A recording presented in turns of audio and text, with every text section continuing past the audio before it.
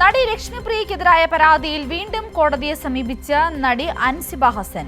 Police നടപടിയെടുക്കാത്തത് ചൂണ്ടിക്കാട്ടിയാണ് Ernakulam judicial first class magistrate കോടതിയിൽ ഹർജി സമർപ്പിച്ചത്. ഹർജിയിൽ കോടതി പോലീസിന്റെ വിശദീകരണം തേടിയിട്ടുണ്ട്. കഴിഞ്ഞ ദിവസം ടിനി ടോമിനെതിരെ നൽകിയ പരാതിയിലും ഇത്തരത്തിൽ നടപടിയെടുക്കുന്നില്ല എന്ന് കാണിച്ചുകൊണ്ട് അൻസിബ കോടതിയെ സമീപിക്കുകയുണ്ടായിരുന്നു.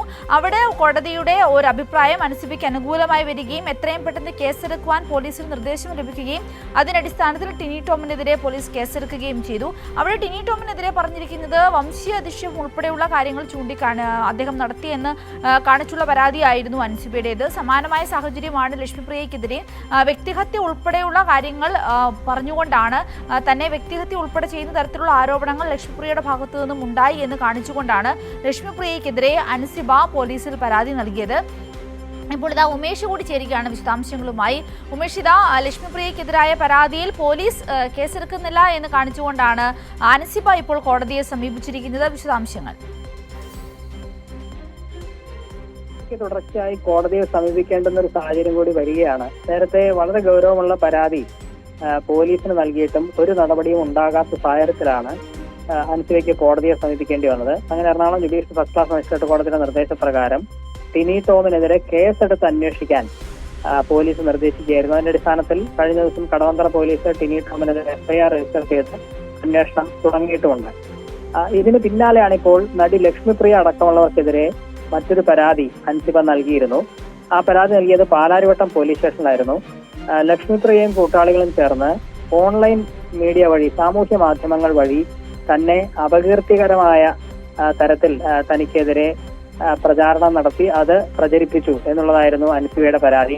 സാമൂഹ്യ മാധ്യമത്തിലൂടെയാണ് വ്യാജവും അശ്ലീലം നിറഞ്ഞതുമായ വീഡിയോ പ്രചരിപ്പിച്ച് അധിക്ഷേപിച്ചത് എന്ന് ചൂണ്ടിക്കാട്ടിയായിരുന്നു അൻസിബ പാലാരിവട്ടം പോലീസിൽ പരാതി നൽകിയത്. അത് ലക്ഷ്മിപ്രിയയെ കൂടാതെ ഈ ഓൺലൈൻ ചാനലിന്റെ ഉടമ, ഇതിൽ അഭിമുഖം നടത്തിയാൽ ഇവരെയൊക്കെ പ്രതികളാക്കിക്കൊണ്ടാണ്, അവർക്കെതിരെയൊക്കെ ആരോപണങ്ങൾ ചൂണ്ടിക്കാട്ടിയാണ് അൻസിബ പരാതി നൽകിയത്. ആ പരാതിയിലും പാലാരിവട്ടം പോലീസിന്റെ ഭാഗത്ത് നിന്ന് തുടർ നടപടികൾ ഉണ്ടായില്ല. ഇക്കാര്യം ചൂണ്ടിക്കാട്ടിയാണ് അൻസിബ ഇപ്പോൾ Ernakulam judicial first class magistrate കോടതി 9 ഹർജി സമർപ്പിച്ചിരിക്കുന്നത്.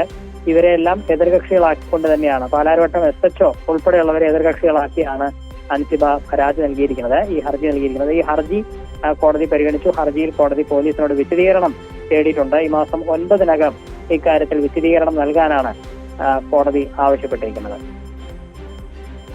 നോക്കൂ ഉമേഷ്, ഈ ടിനി ടോമിനും സമാനമായ തരത്തിൽ ടിനി ടോമിനെതിരെ നൽകിയ പരാതിയിലും പോലീസ് കേസെടുത്തില്ല എന്ന് ആരോപിച്ചുകൊണ്ട് അൻസിബ കോടതിയെ സമീപിച്ചിരുന്നു. അവിടെ നിന്നും അൻസിബയ്ക്ക് നീതി കിട്ടി, തനിക്ക് പോലീസിൽ നിന്നും ലഭിക്കാത്ത നീതി കോടതിയിൽ നിന്നും കിട്ടി എന്നാണ് അന്ന് അൻസിബ പ്രതികരിച്ചത്. സമാനമായ സാഹചര്യമല്ലേ ഇപ്പോൾ ലക്ഷ്മിപ്രിയയുടെ സാഹചര്യത്തിലും ഉണ്ടായിരിക്കുന്നത്?